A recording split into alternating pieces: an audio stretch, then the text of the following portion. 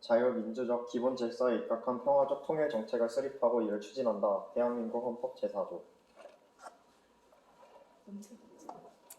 네, 먼저 앞서서 통일에 대해서 설명하기 전에 요즘 사람들이 통일을 떠올리면 생각나는 키워드를 조사해 봤는데요. 대충 PPT에 보이는 것처럼 저렇게 있다고 합니다.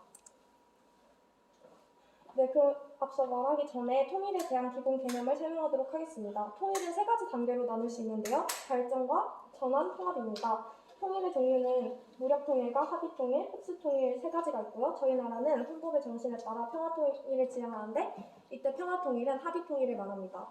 통일의 종류에는 통일 과제는 북한의 경제발전, 체제 단일화, 서로 다른 남과 북의 경제 통합이 있습니다.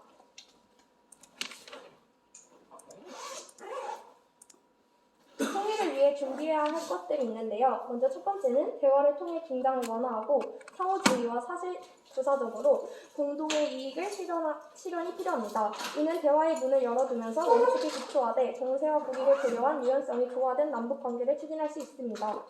두 번째는 분야별 남북 경제협력 로드맵을 제시하여 북한 비핵화를 추진하는 것이고요. 세 번째는 남북 간 상호 개방과 소통, 교류 기제를 활용하여 북한의 점진적인 변화를 유도하는 것입니다. 마지막으로 통일에 대한 국민적 공감대를 강화하고 미래 통일국가의 청사진을 제시할 것입니다. 한반도 주변 4개 국가의 통일 항목에 대해 한 기본적인 입장을 조사해봤는데요. 한반도 통일에 대한 주변 국가들의 입장을 검토하고 이해하는 단계가 매우 필수적입니다.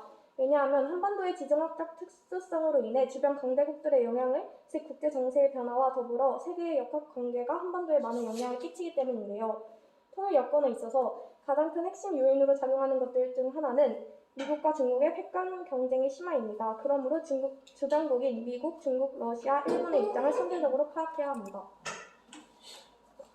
미국은 중국과의 획권 경쟁이 심화되는 상황 속에서 통일 한국이 중국의 세력권으로 편입되는 것을 원하지 않는데요.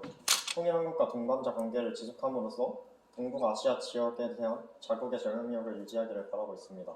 두 번째로 중국은 통일에 대한 당사국 해결 원칙을 지지하지만 다음 차트 넘어가셔도 됩니다.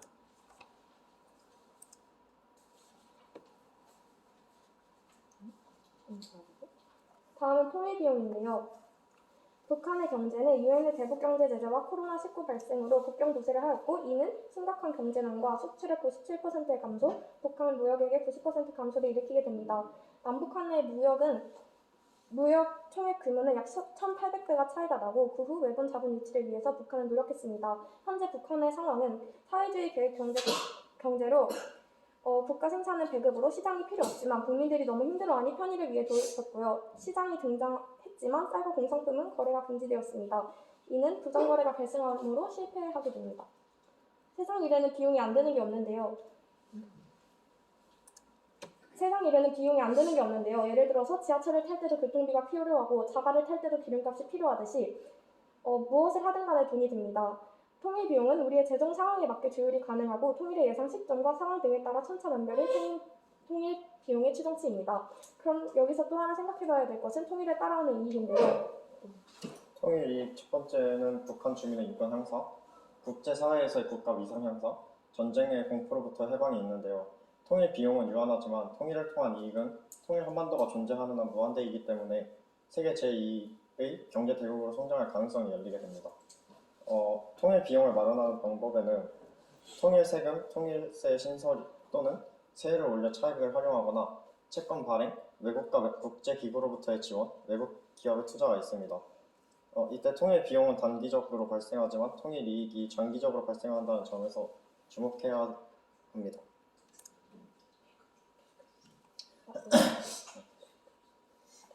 평화통일의 그 다음으로 통일 이익은 평화통일의 상징성이 있는데 통일 한국을 보기 위해 한반도에 많은 관광객이 찾아와 관광 이익이 증가하게 됩니다. 자, 분담 비용으로 가시죠.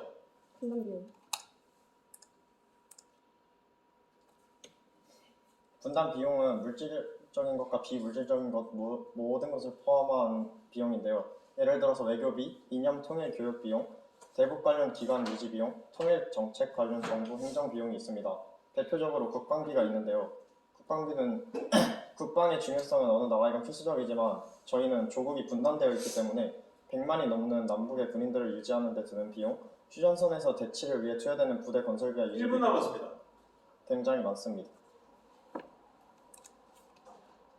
그 다음으로 내수시장의 축조가 있는데요. 분단으로 인해 내수시장이 축소되면 기업들이 북한이라는 잠재적인 수요를 잃게 되고 기업들이 규모의 경제를 실현하는 데 제약이 생깁니다.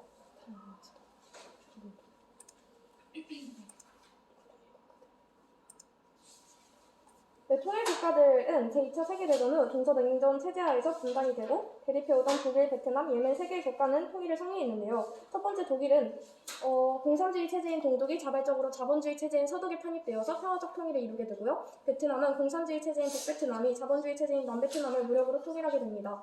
예멘은 북예멘은 자본주의 체제고 남예멘은 공산주의 체제이므로 서로 합의 통일에 도달했지만 지배층 간의 권력 다툼과 이념 갈등으로 나중에 다시 무력으로 재통합하게 됩니다. 20초 남았습니다. 결론하시죠.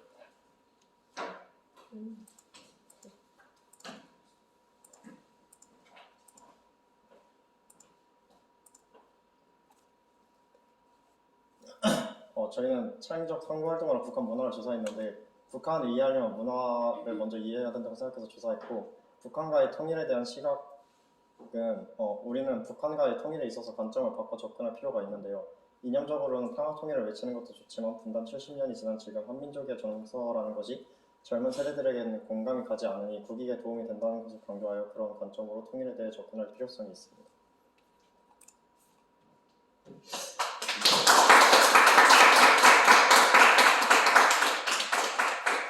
다 잘했는데 하나 빠졌다.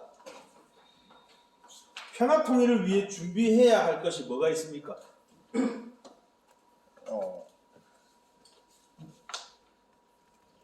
대화를 통해 아까 말했는데 시간이 없지 생각보다. 그죠? 네.